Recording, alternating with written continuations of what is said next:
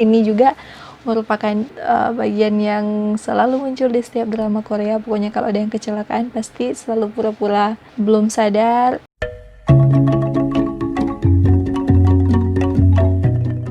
Halo semuanya, apa kabar hari ini? Semoga kalian tetap semangat dalam beraktivitas. Oke, jadi saat ini kita akan langsung saja mereview Was It Love episode 14. Satu-satunya hal yang aku tangkap di sini itu cinta emang selalu tahu jalan untuk kembali.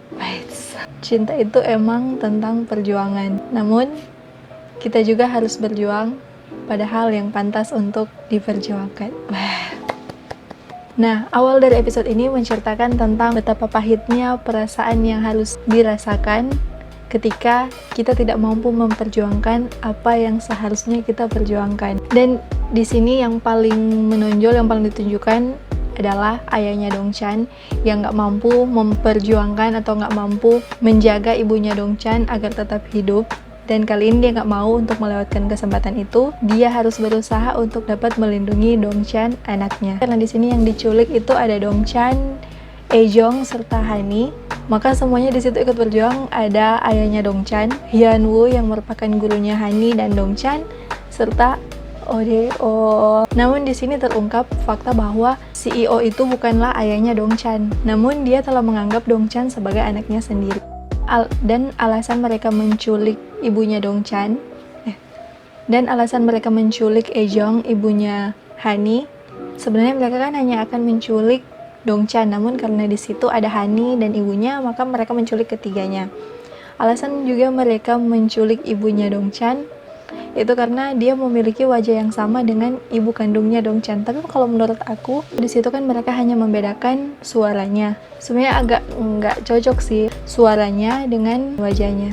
Dan di sini Do emang Superman banget, manusia super, pria super. Saking supermanannya, sejak 14 tahun yang lalu dia udah menjadi superhero, bukan hanya untuk Ejong tapi juga untuk perempuan lain, salah satunya Arin. Dia terlalu perhatian kepada Arin, dan tindakan superhero ini yang justru membuat hati Arin luluh. Ya, hati perempuan mana yang gak bakalan luluh kalau diberikan perhatian sampai segitunya. Tapi nggak cuma membuat hati perempuan luluh, itu juga justru membuat Arin menjadi jahat. Di sini Arin jahat banget. Dia bahkan langsung mundur dari film karena kemarahannya dia, kekesalannya dia, kegalauannya dia karena Odeo yang tidak menganggap dia sebagai seorang perempuan, Odeo yang bahkan nggak memusingkan kehadirannya. Itu yang membuat akhirnya Arin mengundurkan diri dari film ini. Arin, terus di sini upaya ayahnya Dongchan, wah, keren banget dia berakting ketika dia harus berkelahi melawan penjahat-penjahat untuk menyelamatkan mereka bertiga. Gila, dari sekian banyak film-film selalu pokoknya namanya mantan mafia, namanya gangster, mereka selalu tahu gimana cara berkelahi dengan postur tubuh, dengan posisi tubuh yang sempurna. Wah, kayaknya ketika melenggangkan tangan untuk memberikan satu pukulan, wah. Dan gak terkecuali juga bapak-bapak satu ini, yaitu Odeo yang hendak menyelamatkan Ejong dan Hani, walaupun emang nggak berkelahi, nggak bertengkar karena itu bukan karakternya dalam film ini, tapi tindakannya itu keren banget. Secara Odeo itu pria yang karakternya lucu tapi cenderung introvert, dia penakut dan nggak terbiasa berkelahi. Tiba-tiba karena keadaan, karena harus menyelamatkan orang yang dia sayang, justru dia rela untuk mempertaruhkan nyawanya. Wah, emang ini drama banget. Odeo mempertaruhkan nyawanya untuk menyelamatkan mereka, sampai akhirnya membuat Odeo berada di dalam bahaya dan udah lama gak sadarkan diri. Ya, semuanya udah sadar dan tinggal dia sendiri yang belum sadar. My God, Odeo, Cebal. Namun karena dia tidak sadarkan diri, dia telah berjuang dan sampai mempertaruhkan nyawanya, membuat Ejong dan apalagi Hani yang dulunya nggak menerima si Odeo, justru hati mereka mulai luluh dan mulai mengkhawatirkan Odeo. Entah itu karena merasa bersalah atau karena juga mereka mempunyai ikatan ikatan batin atau ikatan apapun itu, akhirnya hati mereka mulai meluluh. Hati mereka yang sebelumnya membeku seperti batu akibat masa lalu kini mulai meluluh. Ditambah lagi dengan adanya pengakuan si Jo Arin, walaupun sebenarnya di sini dia bermaksud untuk mau menyakiti hatinya si Ejong dengan mengatakan secara langsung dalam kondisi yang kayak gitu. Si Ejong lagi sakit, semuanya lagi sakit.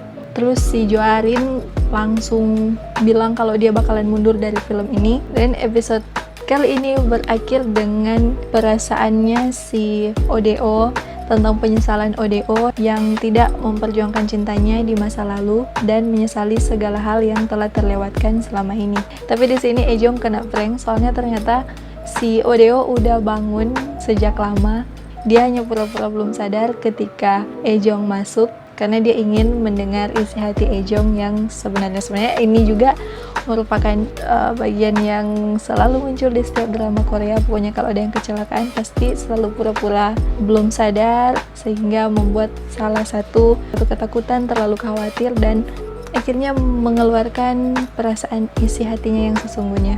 Namun karena Ejong telah mengakui segala perasaannya, dia mematahkan segala gengsinya selama ini. Di situ dia menyatakan cintanya, cinta yang membuat dia bangkit, cinta yang membuat dia kembali ketika ODO telah berada di tepi jurang kematian karena perjuangan untuk menyelamatkan Ejong dan Hani.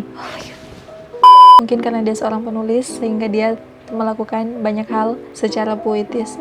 Dan di episode selanjutnya kayaknya mereka mulai menjalani hari-hari yang udah mereka lewatkan sebelumnya, tapi mereka masih mempunyai banyak lagi hal yang harus dilakukan, yaitu menyelesaikan film proyek mereka. Oke, sekian video dari aku Selena Saga dan semoga bermanfaat.